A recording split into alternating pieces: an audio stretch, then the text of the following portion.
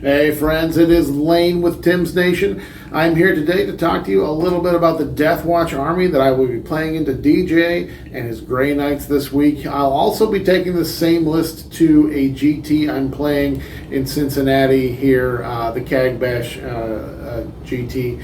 So it's locked in. This is the list I'm running for it.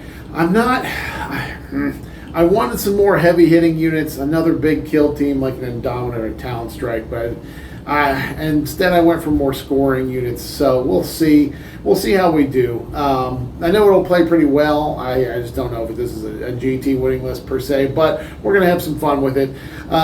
So we'll go through the list here, and then we're going to talk about how everything works, how it's going to work together. Like I said, it's a lot of scoring units. Some units that kind of can deal with the kind of mid-board trash units. The idea is to clear those trash units out. Especially because I found if I take 3 kill teams, I don't always have the ability to drop them all in, then get on targets if my opponent is hiding their army pretty well. So, yeah. Let's just take a look at it. Let's go through the list here, and then we'll talk a little bit about how I plan to use everything. All right, so this is exactly 2,000 points in the DeathWatch Black Spear Task Force. What the Black Spear Task Force gives us is a set of pretty good stratagems and enhancements, and our detachment ability is the fact that we have 3 different mission tactics. I can pop off each one of those once per game. I pop it off in my command phase. It goes until my next command phase. So I either give my whole army lethals for a battle round, I give the whole army sustain for a battle round, or 6s to hit become precision. I can use each one of those once, and I do have a stratagem that lets me put 2 kill teams into the mission tactics for a battle round if I want to do that. But yeah, so here we go. We've got some characters today. We'll start off with the Watchmaster. I'm taking a Watchmaster with a Thief of Secrets. He's going to be leading a 5-man DeathWatch veteran squad. The Watchmaster, he's kind of expensive. At 105 points plus 25 points in the enhancement, he's kind of expensive at 130, but he can just slap so very, very hard and has the ability to shoot out there. He does a couple different things. First of all, he gives his unit the ability to advance, fall back, shoot, and charge. So basically we can do all the things, which is really useful, especially when I'm launching his unit out of a Rhino. He just gives him that extra distance. And then he also allows his unit to use a stratagem at a reduced cost, reduce 1 CP. This is great because it does stack with the captain ability because they have different names. You can use both of them in the same battle round, the Watchmaster ability and the Space Marine captain ability. And then his close combat weapon is pretty strong. It's 6 attacks hitting on 2s, strength 6, AP 2, D3 damage. When you give him the Thief of Secrets, it kind of shores up the weaknesses in his profile there, in that D3 damage can be kind of swingy, but when it goes to D3 plus 1, it gets a lot stronger. So his attacks do have Lance as well. So when he gets Thief of Secrets, it gives him plus 1 strength, AP, and damage, taking up to strength 7, AP 3, D3 plus 1 damage. And once he kills a single model, not a unit, just a single model, then he gets plus 2 strength, AP, and damage, and he just gets to be a real beast. I found the trick with him, though, is he doesn't often survive to get to use that Thief of Secrets once it's been powered up. He usually gets taken out. I couldn't quite squeeze in a 10-man DeathWatch vets for him to join, so we're just doing a 5-man. Because of how killy the game is, that squad usually just gets wrecked anyways.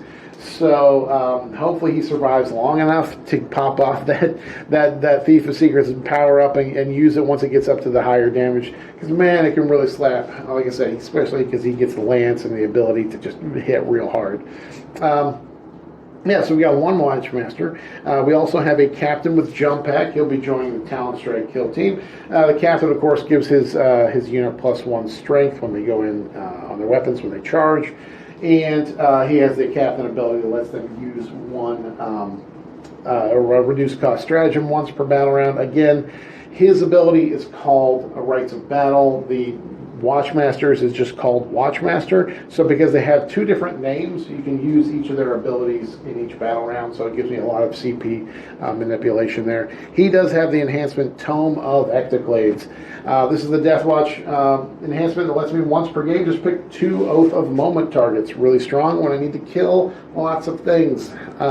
Yeah, so we got him with the Tome of Ectoclades. Next, we do have a Judicar. This is what I've used a couple times on the channel before. Came up with the idea of giving the Judicar the Beacon Angelus, which gives his unit the ability to deep strike and rapid ingress for free. Stick that on a Judicar, stick him with a 10-man squad of DeathWatch veterans.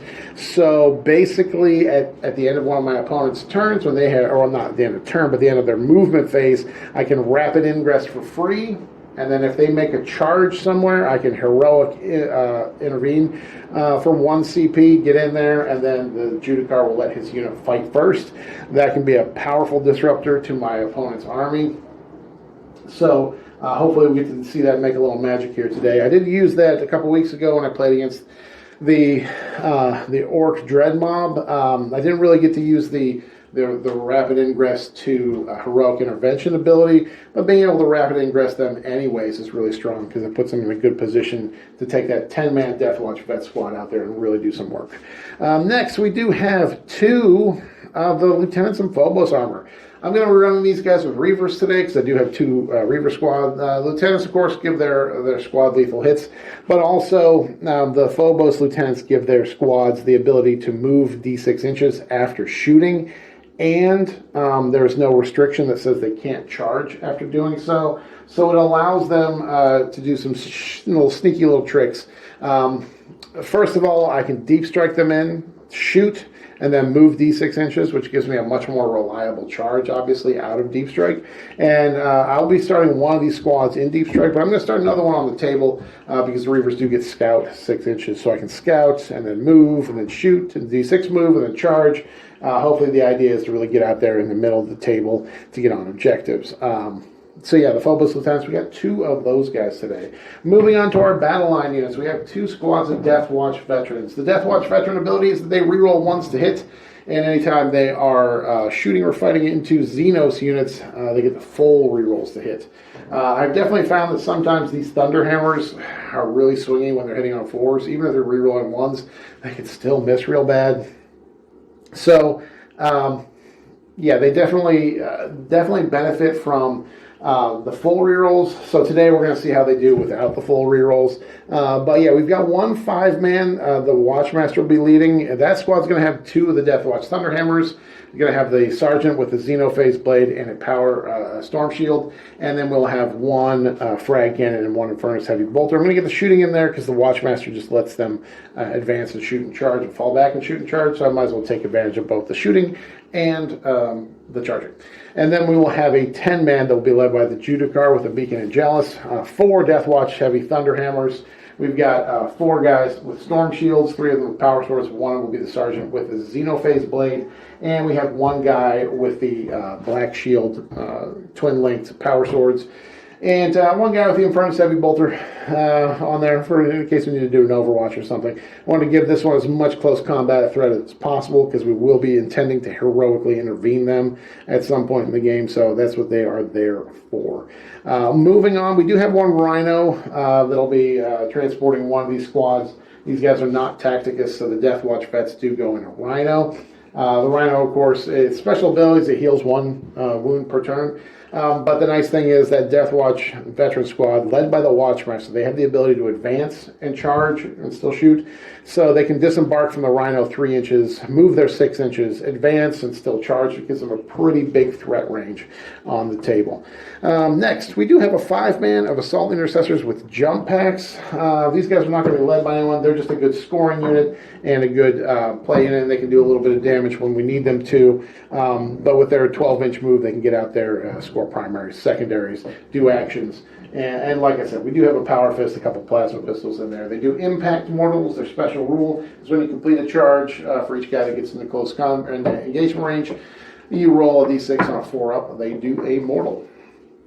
Next, we do have a 5-man infiltrator squad. The infiltrators give us the 12-inch deep strike deny. Because I'm playing against Grey Knights today, I may actually infiltrate with them. I may actually put them kind of mid-table to block out DJ's ability to deep strike into the middle of the table to use them more aggressively. A lot of times they're great for just sitting on your home field objective, your deployment zone objective, protecting that. But I'll probably put them out there and place them a little more aggressively just to mess with DJ's ability to deep strike and uppy downy with those nasty Grey Knights.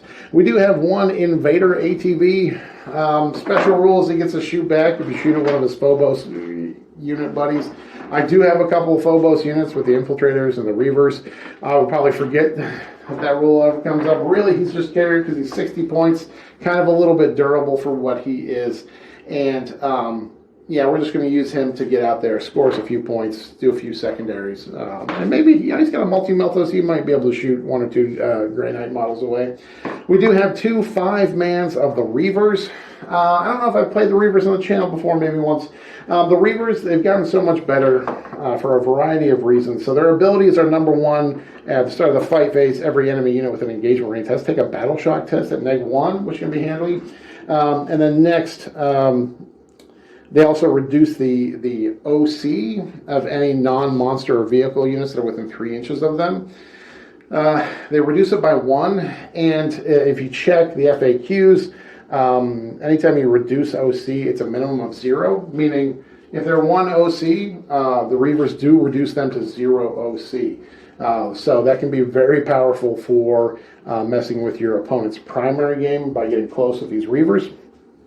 Now, they do have decent close combat attacks. Each one gets 4 attacks, strength 4, AP 1, 1 damage, which is pretty good for messing with other trash units. The AP 1 won't do much into these Grey Knights today with their 2-up armor saves, but being able to mess with their OC will be the biggest thing. Now, Phobos lieutenants allow them to, they do have the ability to deep strike. So with a Phobos lieutenant, one of these squads will be deep striking. When they shoot, the Phobos lieutenant will let them move D6, and then they can make a charge, meaning it gives us a pretty reliable charge out of deep strike. Next, we do have a speeder. We got a Storm Speeder Thunderstrike. The Thunderstrike gives us +1 to wound into vehicles once we've shot them, because we do need some help dealing with vehicles. I wish this thing wasn't 150 points. 150 points feels like kind of a lot for the speeder that is not that durable. I mean, he is T9 with 11 wounds, 3-up armor, but still, the rogue profiles just rip through him. But I do need to be able to kill vehicles, and this will allow me to do that. After he's shot, he picks 1 vehicle that he's hit, 1 vehicle or monster, and the rest of my armor gets +1 to wound when shooting that in the shooting phase. He also deep strikes, which is kind of useful, and he has a 14-inch move, so he can get around there if I don't need him to be giving me that +1 to wound in vehicles. He can be getting around to score secondaries, so he's handy for that as well. Then moving on, we do have 2 DeathWatch kill teams. We do have an Indomitor kill team and a Talon Strike. The Indomitor kill team, I love the Indomitor kill team because it has a lot of damage output. So this one has got we've got 3 basically eradicators in the unit, so a multi-melta and 2 melta rifles. Then we do have 3 aggressors. These ones are the bolter aggressors with the grenade launchers, and then we do have 2 bolt rifles with the 2 DeathWatch heavy bolters as well. So these units don't get their individual unit rules. They just get the overall unit rule for the Indomitor kill team. It is +2 strength when they shoot the nearest eligible target, and +2 strength on their close combat weapons when they complete a charge. So getting those aggressors up to strength 10 on their power fist can be pretty strong. Obviously all their bolters are all strength 5, so going up to strength 7, shooting the nearest eligible target is really good for the bolt rifles and the heavy bolters. The eradicators, their meltas getting up to strength 11 is really strong. So it all adds up. They do pretty well both in shooting and in Overwatch is always strong with them because there are just so many shots, and the bolters all get lethal hits. So I only have 1 of these squads today. I wanted to squeeze in a second one, But we're going to see how they do today with this. And we'll see how they do this weekend. I've locked in this list for the GT. I can't change it any, so we're kind of stuck with what we got here. They do hit hard. I just need to be careful with them to make sure they don't die too quickly. I did forget to mention in my characters that I do have an Inquisitor. I've attached the Inquisitor will be to the Indomitor kill team. I can do that because the Inquisitor says on his data sheet that he can lead a DeathWatch kill team, and the Indomitor has all those keywords, DeathWatch and kill team. And I checked with my TO. If you are planning to do this, to run an Inquisitor with your Indomitor kill team, I would definitely check with your TO first. But I did check with the one running this event, and he gave me the okay, so we are running the Inquisitor attached. The Inquisitor has a pretty decent shooting attack, and that he has 2d6 at strength 3, AP2 1 damage and dev wounds. But of course, because he's joined the Indomitors, when he shoots the nearest eligible target, he goes up to strength 5, which makes it a little more powerful. And then anytime I use a stratagem, anytime a stratagem affects his unit, I roll a d6 on a 3-up. I get a command point back. So that means if I'm using, say, the captain ability to uppy downy 2 different squads, even though the captain is not attached to this unit because it's the subject of the strat, I still roll the d6 and can still generate a CP. So it really manipulates my CP generation, especially because often I use the CPU on them for Overwatch or some of the great DeathWatch shooting strats. So it's a very high chance that each turn I'm going to get a CP back, or generate a CP using this unit. And then finally, we do have the Talon Strike kill team. The Talon Strike is the Inceptors plus Jump Pack Intercessors. When these guys drop in, their special rule gives them extra AP, both in shooting and fighting, but only the turn they drop in. So they have to make a 9-inch charge in order to take advantage of the extra AP in combat. But yeah, they get the extra AP, they get Lance, so if they make that charge, they can slap kind of hard.